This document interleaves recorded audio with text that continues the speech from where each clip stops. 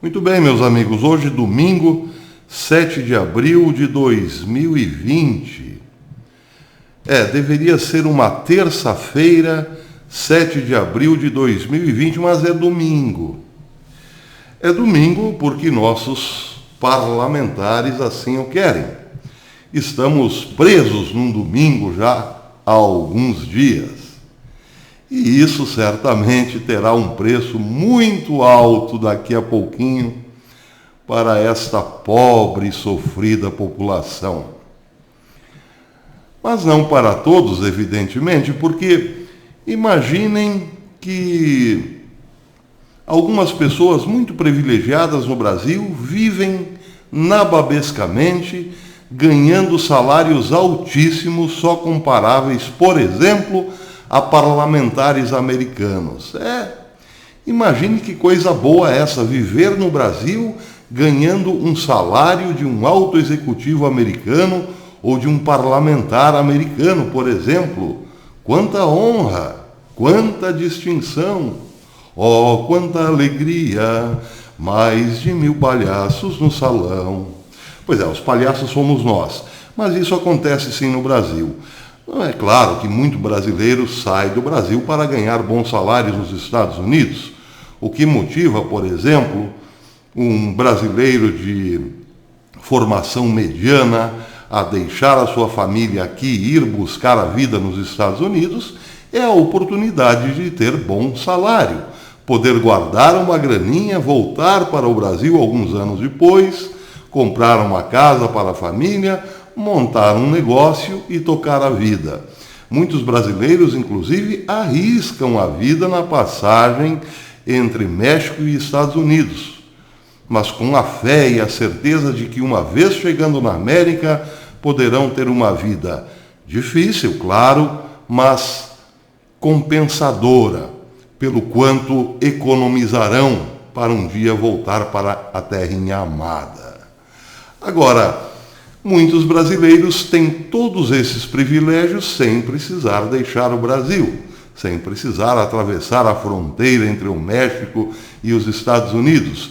Vivem aqui e ganham como altos funcionários do governo americano, grandes executivos ou deputados e senadores daquele grande país. Que privilégio! Pois é, estou falando da nossa classe política. Em 2018, a BBC trazia a seguinte matéria: o Brasil tem o segundo Congresso Nacional mais caro do mundo. Vou repetir, talvez você não tenha escutado bem. O Brasil tem o segundo Congresso Nacional mais caro do mundo, atrás apenas dos Estados Unidos, segundo dados da União Interparlamentar, organização internacional que estuda os legislativos de diferentes países. Cada um dos 513 deputados brasileiros e dos 81 senadores custa mais de 7 milhões por ano. Cada um. Vocês provavelmente lembram desta senhora, vou mostrar aqui no vídeo. Os amigos provavelmente sabem quem é esta senhora. Essa senhora é a famosíssima Marine Le Pen. Marine Le Pen é deputada europeia pela França. Já foi candidata à presidência da República da França e é filha de Le Pen, o homem que, enfim, inaugurou uma espécie de direita canhota na Europa. Mas isso não vem ao caso. O fato é que Marine Le Pen, famosa, ativa, combativa, etc. e tal, ganha 6 vezes menos do que o nosso pornodeputado Alexandre Frota, por exemplo. Ela ganha menos que o palhaço Tiririca, muito menos que o jogador Romário, e assim por diante. Isso que a França é um país atrasado, como gostamos de dizer. Pois é, cada um dos 513 deputados brasileiros e dos 81 senadores custa mais de 7 milhões por ano, 7 milhões de dólares.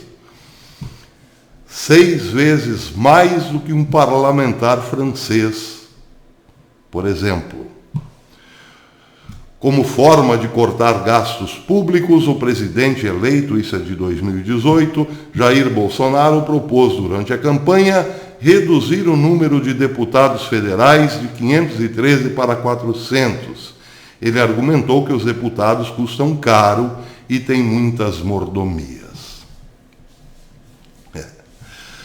Bem, não fosse esta brutal diferença entre os nossos parlamentares e os atrasados franceses, por exemplo, ainda há mais coisas por aí, como, por exemplo, as regalias dos nobres parlamentares.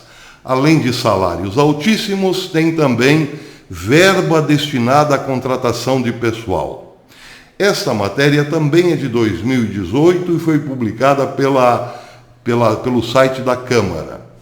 O valor, que hoje é de R$ 106.866,59 por mês, estou falando da verba destinada à contratação de pessoal, destina-se à contratação de até 25 secretários parlamentares, cuja lotação pode ser no gabinete ou no estado do deputado, que ocupam cargos comissionados de livre provimento.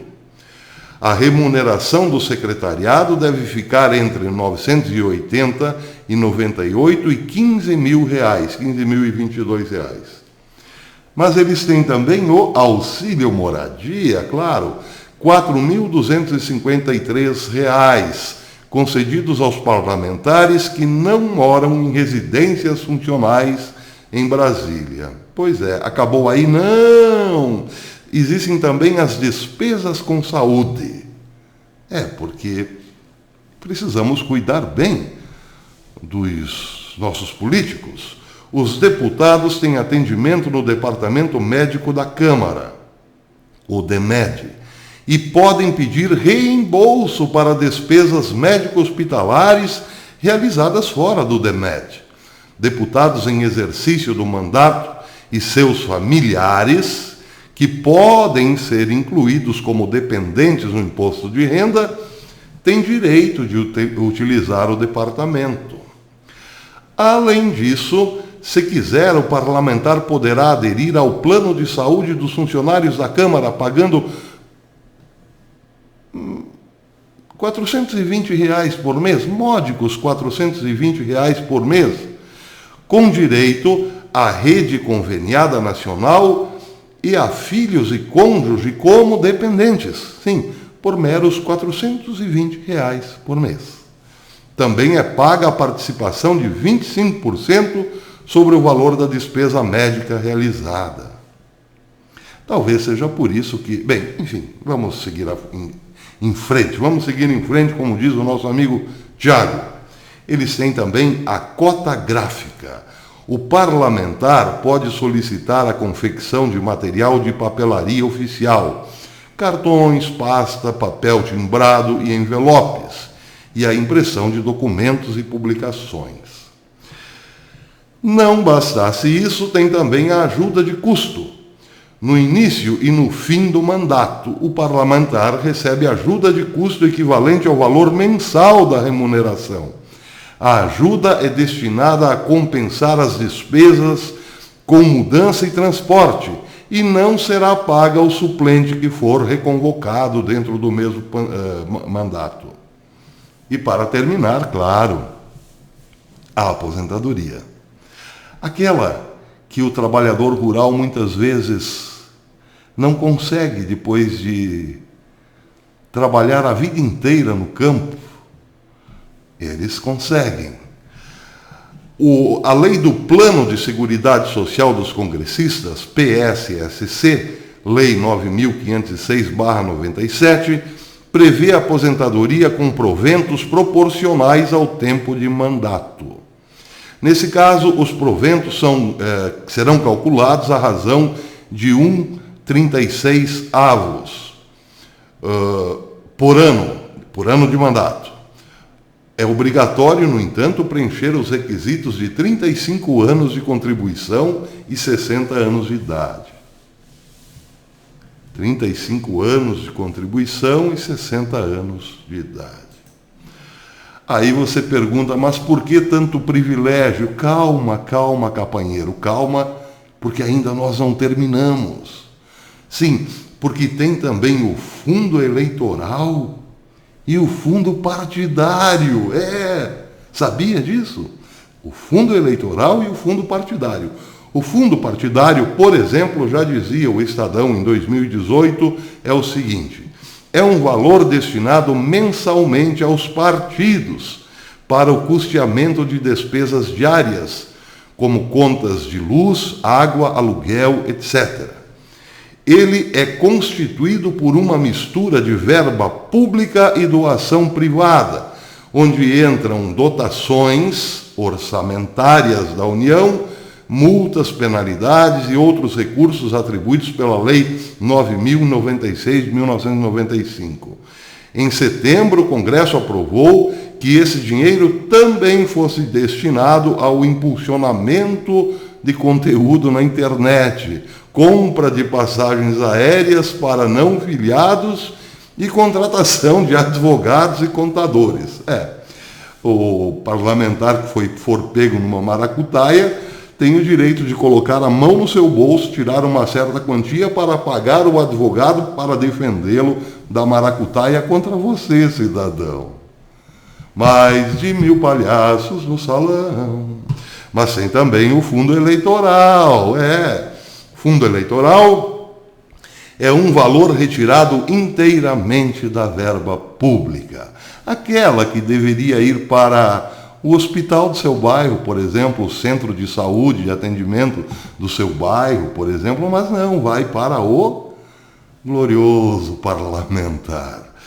O fundo eleitoral é um valor retirado inteiramente da verba pública, Tesouro Nacional, e destinado aos partidos em anos eleitorais para bancar as campanhas de seus candidatos, ou seja, a cada 2 anos. Como viagens, cabos eleitorais, é bom ser cabo eleitoral. Cabos eleitorais e material de divulgação, que, aliás, já estava lá na cota do parlamentar. A utilização de recursos públicos foi aprovada em 2017 pela Câmara através da Lei 13.487. E em 2018, seu total ultrapassou a marca de 1,7 bilhão.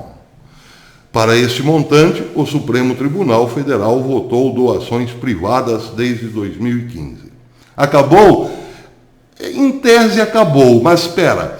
Lá dentro do Congresso existem aquilo que Lula chamava os picaretas. Porque está cheio de parlamentar lá com probleminhas na justiça, porque além de tudo isso tem aqueles que também são chegados, são dados a um desvio, a uma propina. Quer dizer, acabou, mas não acabou. Muito bem, agora vamos a um outro detalhe desta sórdida matéria. Um paciente diagnosticado com Covid e que precise ser internado em uma UTI, uma unidade de terapia intensiva, custará em média R$ 1.800 por dia. Oh, que horror! Isso acaba com o país. Custa em média R$ 1.800 por dia para o SUS. Na rede privada, o mesmo leito não sai por menos de 2.100 a diária. Isso acaba com o país? É muito dinheiro? Mas espere um pouquinho.